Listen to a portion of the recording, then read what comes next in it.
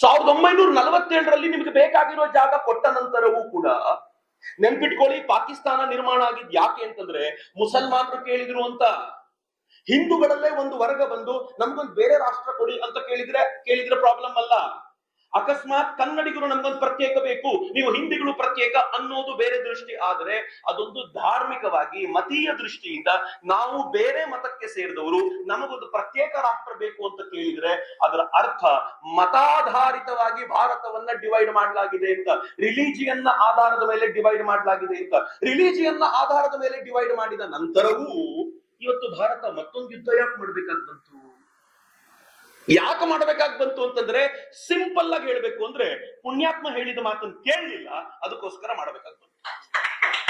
Simple sentence. ಏನು ಬಾಬಾ ಸಾಹೇಬ್ರು ಹೇಳಿದ್ರು ಗೊತ್ತಾ ಮಿತ್ರೆ? ನಾನು ಆ ಇಡೀ ಪುಸ್ತಕದ ಒಳಗೆ ಹೋಗೋಕ್ಕಿಂತ ಮುಂಚೆ ಹೇಳ್ತೀನಿ, ಪುಸ್ತಕ ಅದ್ಭುತ.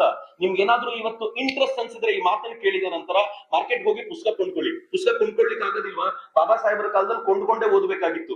ಆರ್ಕೈವ್ಸ್ ಅಲ್ಲಿ ಪುಸ್ತಕ ಸಿಗುತ್ತೆ, ಗೂಗಲ್ ಸರ್ಚ್ ಮಾಡಿ ಥಾಟ್ಸ್ ಆನ್ ಪಾಕಿಸ್ತಾನ್ ಆರ್ಕೈವ್ ಅಂತ ಹಾಕಿ, ಆರ್ಕೈವ್ ಬುಕ್ ಸಿಗುತ್ತೆ, PDF ಡೌನ್ಲೋಡ್ ಮಾಡಿ. ನಿಮ್ಗೆ ಆ 365 ಪುಟವನ್ನ ದಿನಕ್ಕೊಂದು 50 ಪುಟ ಓದಿದ್ರು ನೀವು ಒಂದು 7-8 ದಿನದಲ್ಲಿ ಓದು ಮುಗಿಸ್ತೀರಾ. ನಿಮ್ಮ ಬ್ರೈನ್ ಇರುತ್ತಲ್ಲ ಗಾಬರಿ ಆಗ್ಬಿಡುತ್ತೆ, ಅಯ್ಯಪ್ಪ ಏನ್ ಅದ್ಭುತವಾದ ವಿಚಾರಧಾರೆಯನ್ನು ಕೊಟ್ಟಿದ್ದಾರೆ ಬಾಬಾ ಸಾಹೇಬ್ರು ಅಂತ. ಒಂದ್ ಸ್ವಲ್ಪ ಪ್ರಯತ್ನ ಪಟ್ಟು ನೋಡ್ರಲ್ಲ.